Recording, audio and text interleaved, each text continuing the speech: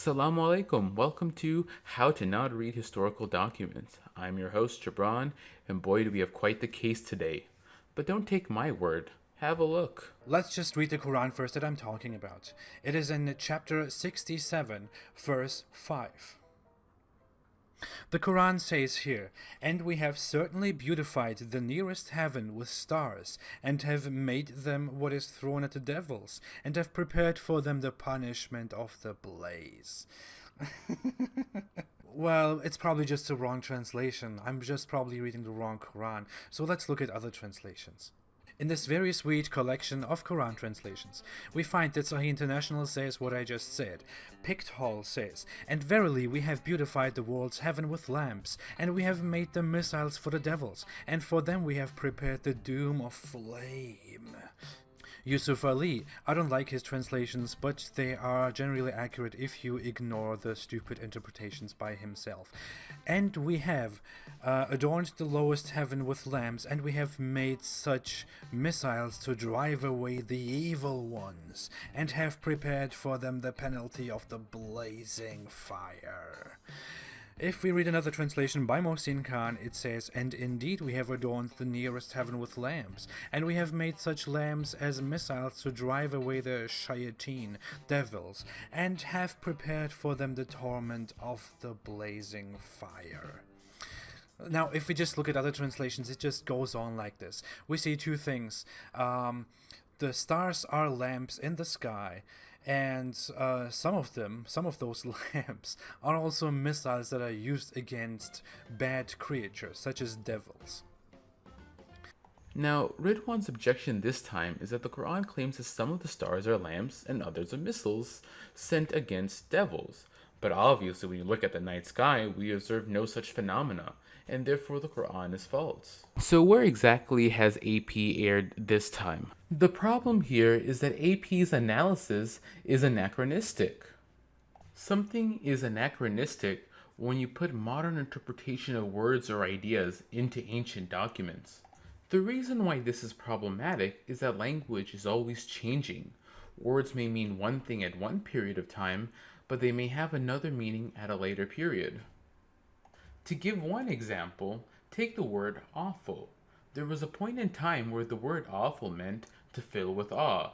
So when medieval Christians said the awful majesty of God, he is not using the word awful in the same way we would say in a modern context, like when we say this painting is awful.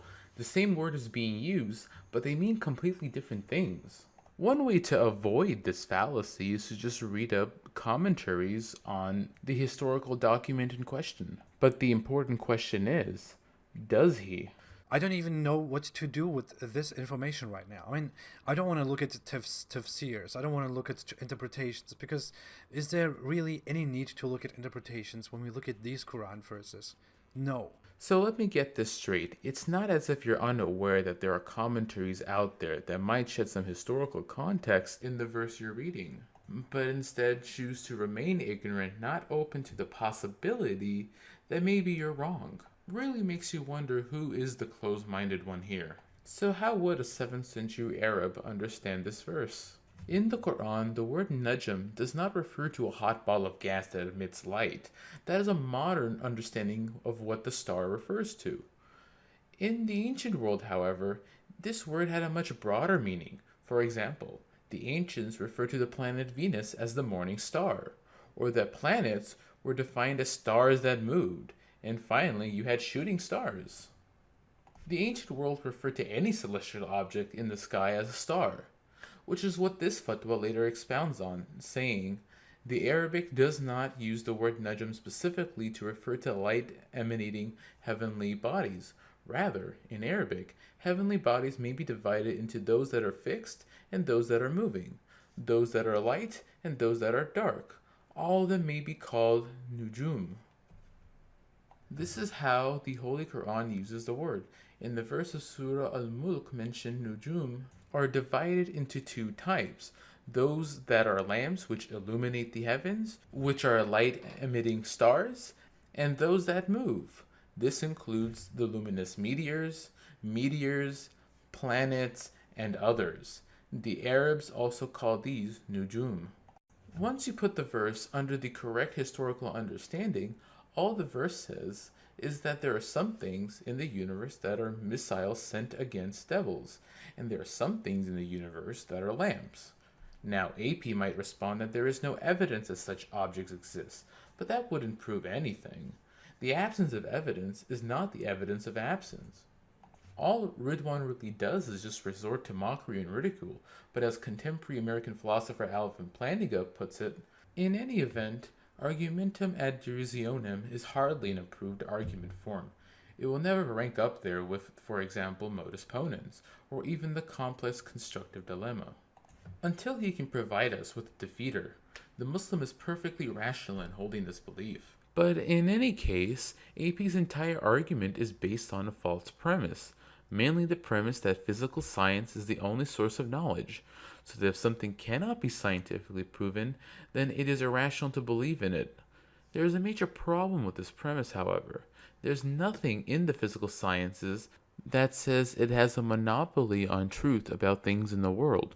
And so, the premise that AP's entire argument is based upon is self-referentially incoherent. Think about it. Is the statement, "you should only believe what can be scientifically proven," is that statement scientifically provable?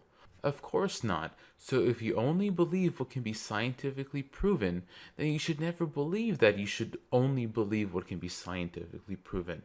It is a self-refuting statement. The verses in the Quran about angels and jinns talk about the unseen world, that aspect of reality that is not evident to our empirical senses.